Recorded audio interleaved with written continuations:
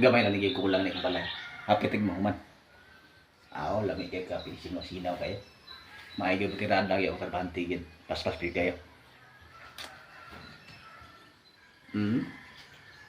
Gamay na ligay kulang.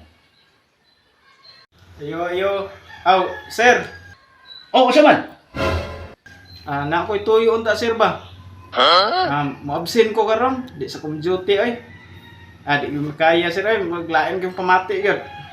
Absent sa ko. Unsa? Mo absent na pud ka. Pila ra magkaadlaw imong duty rong pinahuna. Isa ra magtuog tunga. Nga mo absent na pud ka. Naunsa ko ka nga.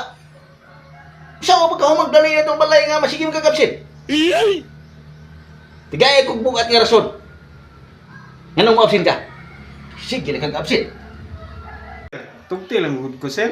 Talaga sabi taw kung hangyo nimo. Sabi pud kay nga lain kong pamati lagi sir. Murag pamati na ko bitaw nga alsa ko sa semento. Grabe ko kabugat gyud. Bugat pa sa semento kung gibati gyud. Di makaya lagi sir kung ikaw ingon ani sir murag di na gyud ka mo lihok-lihok siguro sir.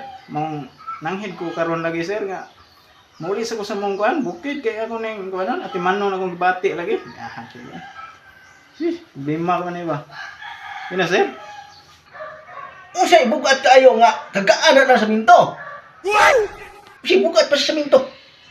Ako naglibog din yung mo ba? Ga daghang gigay kaing rason ug mo uli ka sa inyo. Mangita gigag rason, mabasangil unsa para lang di makauli ka.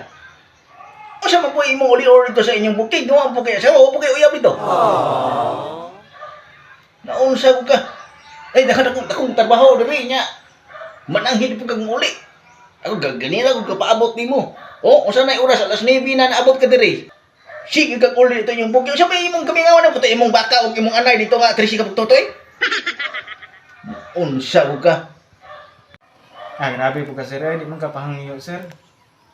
Dili po na rason sir nga mao na akong ulion dito sa bukid sir. Lain gyud ko pamati sir, di man kaya gyud sir. Grabe gyud lagi sir. Di man kaya sir, lain gyud ko lagi sir, lain gyud pamati gyud sir. Naot nga tugutan ko rin sir, grabe ko kaya. Karon kay gusto mo jud ka muli. Kay wa man jud ko trabaho gyud unsa gyud katinuod ng ano man gyud nga gusto jud ka muli sa inyo ah. Kanang karon be. Tigay ko bukat nga rason. Ngano mo uli pa jud ka dito sa inyong bukid. Nga layo pa kito inyong bukid, pilay-pilay tiri mo. Yan mo hike pa ka.